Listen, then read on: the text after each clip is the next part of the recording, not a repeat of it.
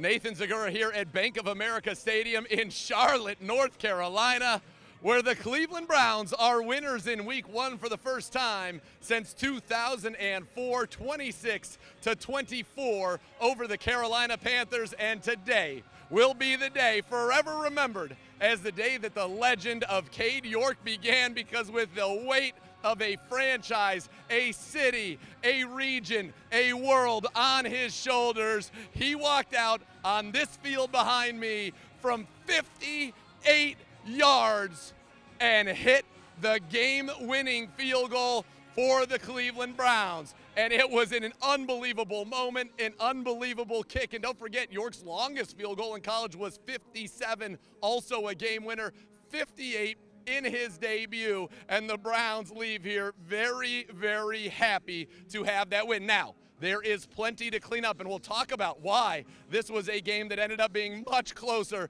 than it ever needed to be. After all, the Browns did go into the fourth quarter with a 20-7 lead. So how did we get there? Well, in the first half, the Browns defense was absolutely dominant, but the offense could not capitalize. Jacoby Brissett today missed some opportunities, but he made some big third down throws, including on that last drive to Donovan Peoples-Jones to get the Browns in position for that Cade York field goal.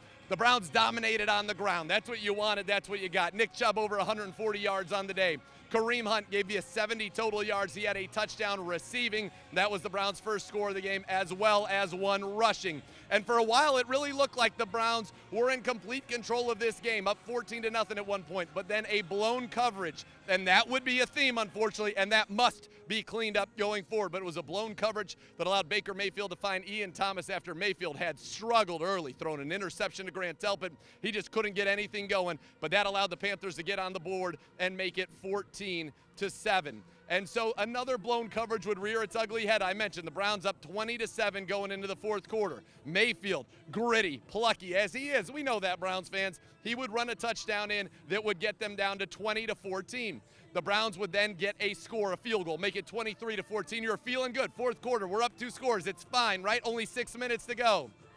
On the very first play of the next Carolina possession, another blown coverage. Robbie Anderson, 75 yards. It was a one-play drive from Baker Mayfield, and it was game on. And in fact, it looked bad for the Browns. The Browns at that point clinging to a small lead, but they were not able to run the clock out. Carolina would get it back. Baker right down the field. They kick a field goal, and so the Browns got the ball back without any timeouts and about a minute to go. That was it, and they had to get to midfield. That's all you need to do for Cade York. And they got a roughing the passer penalty, a big pass from Brissett to Donovan Peoples-Jones, a big pass to Amari Cooper, and then Cade York kicks the Browns to victory 1-0. Still, a lot to work on for this football team. They have got to be cleaner in their operation on offense. Too many pre-snap penalties. They have got to be better throwing the football, and Jacoby Brissett knows that. This team's got to improve there, but they did enough to win. And on defense, you take away the blown coverages, and this team was dominant. Myles Garrett, a couple of sacks. They had the interception, but they've got to clean up these things to be the team that they are capable of being. But the good news, folks, and you see the smile on my face, it's because it's better to clean those things up after a win than after a loss. And thanks to Cade York and all of the Browns who put in their effort today, they will be able to do that when they get in the film room tomorrow to break this one down. The Browns 1-0. Next up, the home opener this Sunday, First Energy Stadium against the Jets.